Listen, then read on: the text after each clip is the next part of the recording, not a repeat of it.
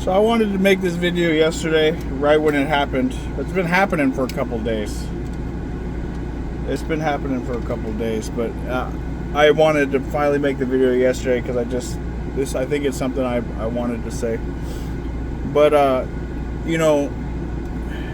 guess I should tell a story first. One time I was driving in Texas and driving my semi truck, and I had to go to the bathroom. So I stopped, I went to the bathroom, I took my sweater off because it was getting to be hot. It was late afternoon or early afternoon or something. I took my sweater off, and to take my sweater off, I took my rosary off as well. I took it off and I laid it on the end of the bed in the semi truck. If you guys know, some semi trucks have a bed in the back. And I laid it like hanging off the edge of the bed like this, right? So it was hanging like this off the edge of the bed. That's the edge of the bed right there, okay? So I forgot to put the rosary back on. I took my sweater off and just threw my sweater on the back of the bed. Had my blankets, my books, all that stuff on the back on the bed area, and I started driving again. So at this time, I was having I was driving for a while already by myself in my semi truck. My first year driving a semi truck, and I was having a little bit of doubt of faith because I hadn't been going to church because I was in the semi truck. I hadn't been reading every day like I should have been. I was reading often, but I wasn't reading every day like I should have been. And I was having a little grip of faith, like, man, am I doing enough, Lord? I'm sorry, this and that. And I was just kind of going back and forth with the Lord. I mean, obviously He wasn't answering me, but it was just, I was just going and saying stuff to Him, knowing that He hears me. And then when I was driving down the road, they have these, like, in some of the highways in Texas, they go through small towns. And those small towns, they need a way to go across the freeway. So they put these streets in the middle of the freeway, dude, where you could cross to the middle and then wait in the middle and then cross to the other side, right? So it's a street that bisects the highway. So there's this car in the middle of the highway, and he just starts slowly going, right? No haste whatsoever. And I look in my left hand, I look to the left to see if I can swerve around him. There's a car right there. Right next to me, there's a car. So I lock up the brakes. I mean, I talk about lock up the brakes. If you've ever locked up the brakes in a car, you have no idea how different it is when you lock the brakes up in a semi-truck. I could feel the chassis and the whole rig, like the trailer in the truck does this, and the whole chassis turned like this. Like, I could feel it twist, is how hard I hit those brakes, dude. And I'm telling you, I missed that guy by this much of room. I missed that guy because he just, right in front of me, like 150 feet in front of me, he starts going and then doesn't even speed up or anything. So everything from the back of the truck flies forward. Everything that was in the seat beside me flies off the seat. Everything flies forward. Everything that's not nailed down flies forward, obviously, because of the force of me braking. So after I'm done, unfortunately, cursing my lungs out at him, I start to think. I go to grab for my rosary, for my cross. Excuse me. And it's not there. And I was like, oh, I remembered I put it on the back on my bed, and I was like, it must be right here next to me because it must have flew forward. I mean, I saw my sweater right next to me. The sweater I put behind the rosary was right next to me. So I started looking on the ground. So I was like, I don't want my rosary to be on the ground. I started looking, I can't find it, and it's nowhere. I pick up the sweater. It's not under the sweater. So I'm looking for it, and each time I'm looking a little farther back, like, oh, maybe it didn't fly that far. And then I had no reason to do this, but it felt like somebody just took my chin, like took their hand on my chin and physically turned my head all the way back. That's what it felt like, because I had no reason to look back there. Everything that was on the bed was literally right here next to me. Like right here next to me in the front of the truck, okay? We're talking about a semi-truck. the seats in the front where you drive, and it's got a little hallway, and then a little bit of space right there, and then a bed. So everything that was in the bed was all the way in the front of the truck, all right?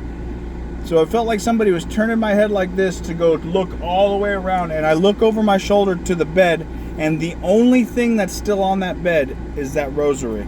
The only thing. And it was like I could hear almost God saying, I have you. You're with me. I'm here with you, you know? And I just start thanking God, and I'm like, oh my gosh, I had to stop. And I was thanking God. I was like, you're the one that stopped the truck. That's why the truck twisted. I mean, I've slammed the brakes on a semi-truck after that and before that, and it didn't feel like what happened when I slammed the brakes on that day. It literally felt like holding back, like the whole chassis twisted because of the force that was being held back on that day. And I swear to you, God stopped me from hitting that person that day just to prove the point of that He's still with me, because I was having doubts in my faith, right? And so from then on, I was good. I started reading my Bible again. I started putting it on YouTube. I started putting the stuff. That's when I started reading for YouTube, when I was still in the truck over at my other job. And I started doing that. And then when I switched jobs, I stopped doing that for a while, and I fell behind. I need to start doing it again. I told my son to start waking me up earlier so I could do it, but I work overnights, and it's tough. You never get enough sleep. I don't want to make excuses, but it's tough. I'm sorry, Lord, for that. But I told my son to start waking me up early to start reading again and putting it on YouTube like God wanted me to. But side note, I tell that story to solely for the reason to tell you it felt like somebody turned my head. It felt like God turned my head like this all the way around. I mean, all the way around to where I would look at the cross still sitting there on the end of the bed. And so I tell you that story because the other night I was driving and it was like complete darkness. Okay, when you're in a truck, when you're that high in a semi truck, I don't know if any of you have ever driven a semi truck before, or a Penske truck or anything like that. When you're that high in a truck, when you have your lights on, you can't see very far. Like, your lights go out like normal, but since you're so high, the peripheral from what you see, you don't see very far in front of you. In fact, it's maybe like 50 feet, maybe 50 feet, you know, maybe a little bit more you see in front of you, especially when it's dark. Where I drive, the part where I drive at nighttime, no street lights on the highway, no city lights, no nothing. It's like for 30 minutes at least from when I turn off the highway, it's just no lights, no nothing. Maybe like a little gas station every 10 miles or something like that. But that's it. There's no lights whatsoever. So it's dark. It is pitch black dark where I drive my last stop. And so I drop off my stuff on my last stop and I start coming back. And as soon as I get back on that dark highway to start driving back to the actual highway, I'm having this doubt, like, man, I hope I'm doing the right stuff, Lord. I know I've been falling behind. I know I'm not, I'm trying to live the way you want me to. And I've been beating myself up because the closer you get with your walk, when you start with your walk with God, it's easier to change those things about you, because you can change all the small things, all the easy things that are easy to change. You knock those out first. You're like, oh, okay, well, I'll stop using the Lord's name in vain, and I'll stop doing this, and I'll stop doing that, and you just check things off. As you read the Bible, that's why I think a lot of people don't like to read the Bible, because it shows you how terrible you actually are. You know, how it shows you the worst parts of you and points them back at you like a mirror. And so I think that's why a lot of people don't like to read the Bible, because they want to say, oh, well, God knows my heart and this and that. Oh, the heart is deceitful above all things, period. That being said, it's easy in the beginning to check those things off and say, I could change this, I could change that. But once you start doing those things and you get closer and closer to God, it's really hard at the end, because then you come to those things that are like kind of more ingrained into you, and you find out what is your cross. What is the cross that Jesus wants you to bear? What is the cross that Jesus wants you to bear for him? When he tells you to pick up your cross and walk with him, that cross is that heaviest thing that you have to bear, the heaviest thing that you need to change. Okay? So I'm to that point now where I'm realizing the worst parts about me. And another reason why I can tell you why God is real is because for me it's lust. At first it was addiction. And addiction was because of lust, because I like to lust, and the addiction of drugs made the lusting even more potent. Okay? So God took the drugs away. One day I woke up, I was smoking weed still, and I was drinking a little bit still, just so I wouldn't smoke dope. And one morning I woke up, and the feeling of addiction was just gone. About 6 months into my sobriety, it was just gone.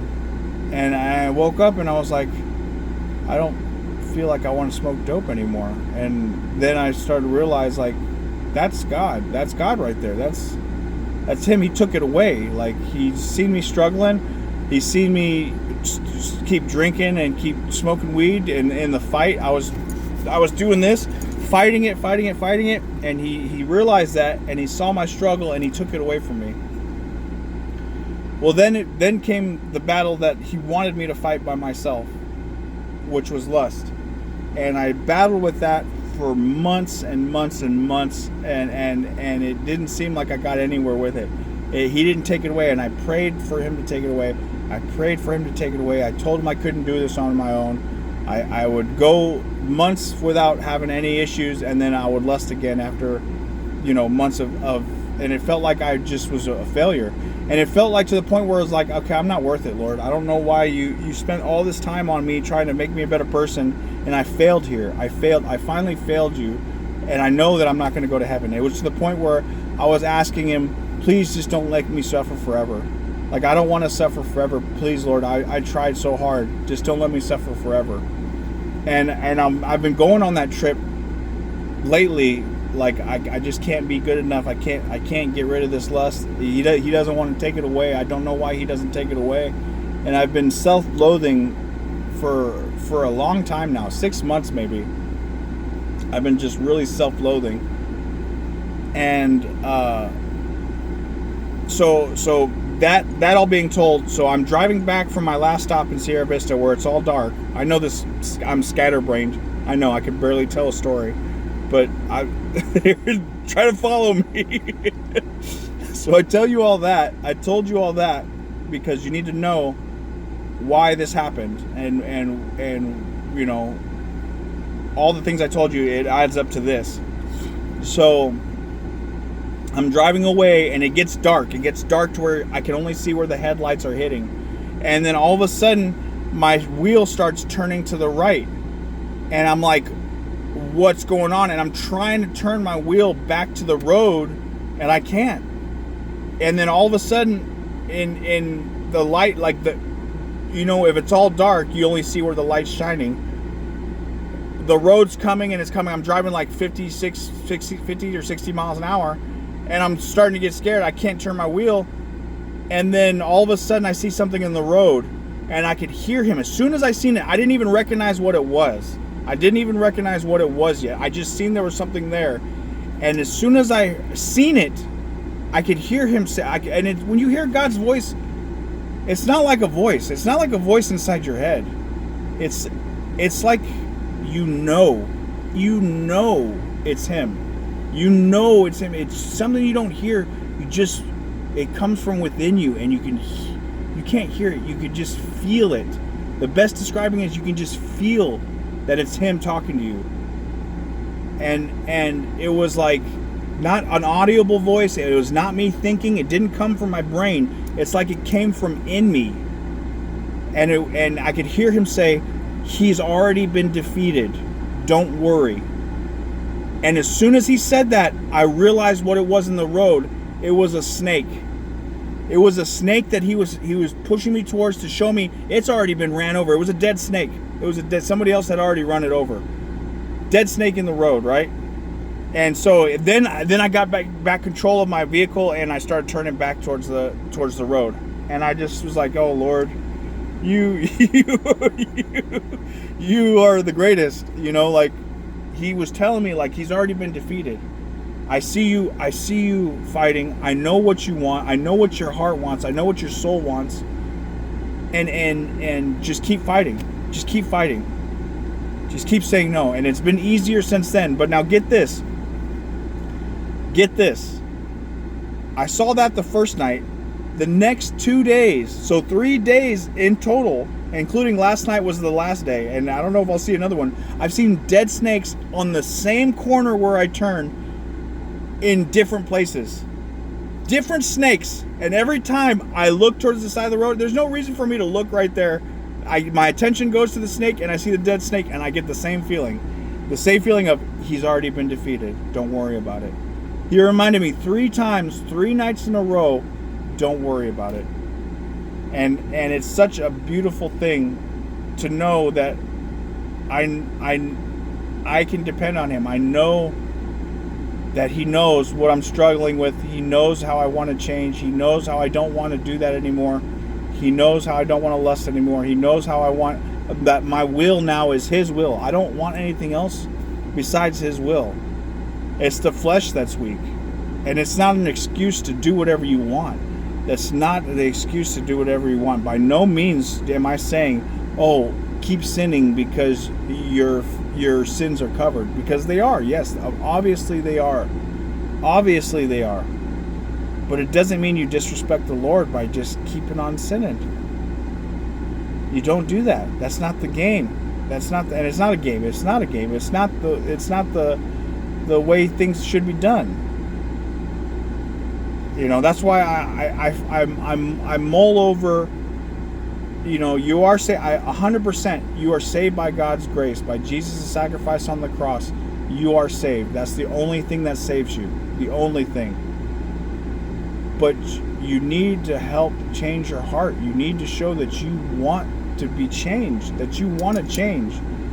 That you have to look at the Bible and see the things that are wrong with you. That God tells you in the Bible, see your reflection and say, I see what I need to change, Lord. If you're greedy, stop being greedy and give alms and do this and do that and the other thing. If you're lustful, fight the lust. It's the only sin that the Bible tells you to run away from because it's too strong. It's too strong. It's the strongest probably sin that there is. That's why the Bible tells you to run away from it. So the whole reason of me uploading this 20-minute video here, if you've listened to this point, is to tell you to have hope. Because I've been on this journey for 5 or 6 years now.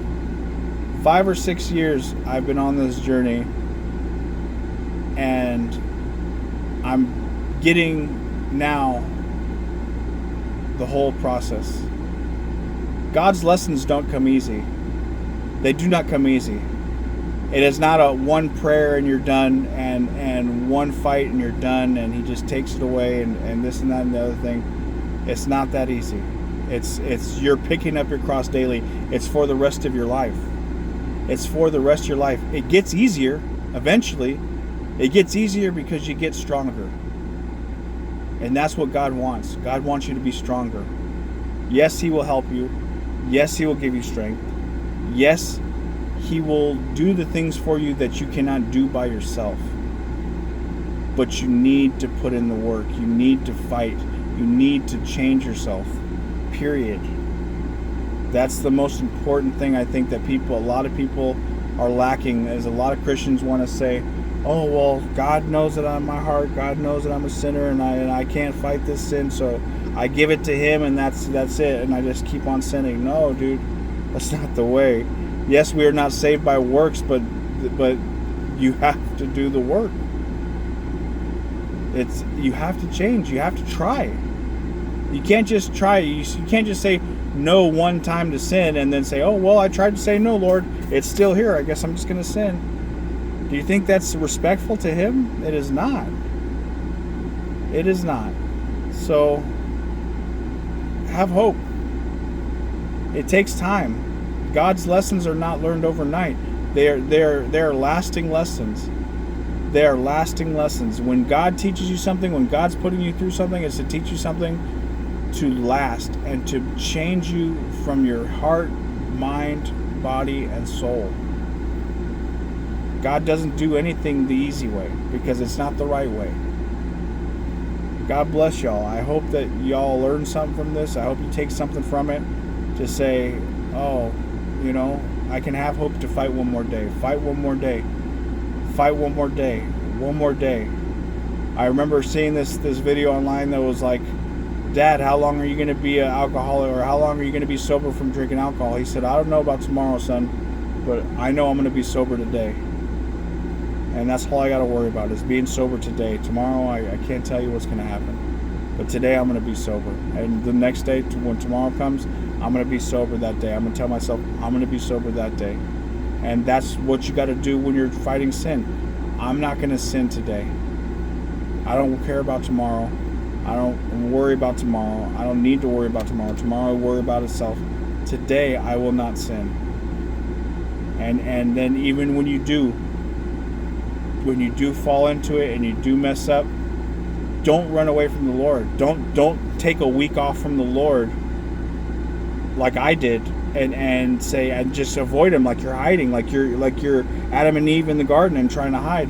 You can't hide from him. It's better just to say, Lord, I messed up. I need to do something. Please give me your grace. I repent from this. I don't want to do this anymore. And go back on your schedule. Go back on your deal, what you've been doing. Okay? I hope and pray this reaches you well. It's worth it. It's worth it. I can feel the lust inside of me diminishing day by day, every single day. Every single day it gets weaker, and it's beautiful. My whole life I've been governed by lust. My whole life. It's a chain that I didn't know that could be broken. I thought I was going to be with it for the rest of my life. I remember my dad and my brother were all about, like, I think my brother and my dad are about 20 years apart, and me and my dad were about 30 years apart. So it was like, 20 years, 10 years, and 10 years. And we were all sitting there in the garage one time and we were talking, and my dad was like, man, I still am, lustful, for better word, for a better word than what he used. He was like, oh, I'm still lustful, yeah, all the time, man. I'm 45 years old or whatever he said, or what, not 45, probably like 50, 55 at that time. He's like, I'm 50 something years old and I'm still lustful. I still got it, and my brother was like, oh man, I'm 10 times more lustful than you right now. I could do this and that and the other thing 8 times a day and I'd still keep going. And I looked at them both and I was like, you guys are pitiful. I'm even more so than you. And from that conversation that I had with them, I thought that it was never going to stop. My dad was 55 years old, still feeling like that, still feeling lustful.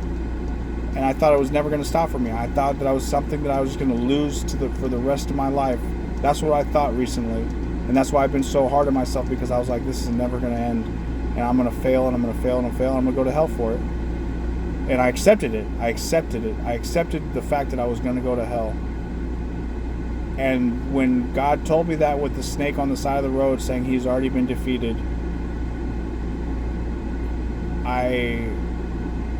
it was like an eye-opening thing for me. And over the last couple weeks, I have been feeling like the lust diminishing. It's not so hard anymore. It's not like a hot fire. It's like a small coal now that's just about ready to be put out. All I got to do is put that little bit of water left on that coal, and it's going to be gone. And thank God for that. Thank God for that. Thank God for that. Because my life will not be ruled by lust anymore. So, God bless y'all. And if you made it this far, I appreciate y'all. I'll get back to the Bible reading here pretty soon. I got to go to work, man. I'm sitting here at my truck You know what I mean? I don't want to show what company I work for. But yeah, sitting here with my semi truck waiting for them to get ready. They're not ready with my stuff yet, but here we are. God bless y'all. Good night.